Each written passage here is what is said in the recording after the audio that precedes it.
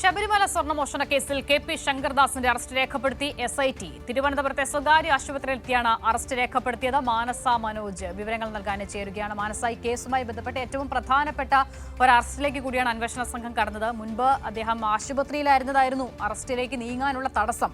ഇപ്പോൾ അറസ്റ്റിലേക്ക് പോകുന്നു. കാര്യങ്ങൾ എന്തൊക്കെയാണ് വിവരങ്ങൾ?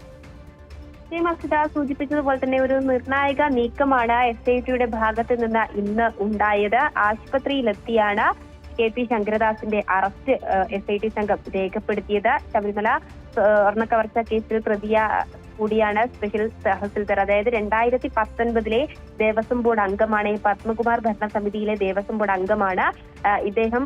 കഴിഞ്ഞ കുറച്ചു ദിവസങ്ങളായി ചികിത്സയിലായിരുന്നു. ഇതേ തുടർന്ന് അന്വേഷണ സംഘത്തിന് അറസ്റ്റ് രേഖപ്പെടുത്താൻ ബുദ്ധിമുട്ട് ഉണ്ടായ ഒരു സാഹചര്യമൊക്കെയും തന്നെ ഉണ്ടായിരുന്നു. പക്ഷേ ഈ ആശുപത്രിയിൽ ചികിത്സയിൽ കഴിയുന്ന തിരുവനന്തപുരത്തെ സ്വകാര്യ ആശുപത്രിയിലെത്തി ഇന്ന് രാത്രി 7:30 ഇദ്ദേഹത്തിന്റെ അറസ്റ്റ് രേഖപ്പെടുത്തുകയായിരുന്നു അന്വേഷണ സംഘം. SP ശശിധരൻ, അതായത് അന്വേഷണ തലവനായ SP ശശിധരൻ നേരിട്ട് ആശുപത്രിയിലെത്തിയാണ് അറസ്റ്റ് രേഖപ്പെടുത്തിയത്. കഴിഞ്ഞ കുറച്ച് ദിവസങ്ങളായി ഞാൻ സൂചിപ്പിച്ചതുപോലെ തന്നെ ICUയിലായിരുന്നു ഇദ്ദേഹം ചികിത്സയിൽ കഴിയുന്നത്. ഈ വിവരം അതുപോലെ തന്നെ അറസ്റ്റ് വിവരവും അന്വേഷണ സംഘം കൊല്ലം കോടതിയെ അറിയിച്ചു.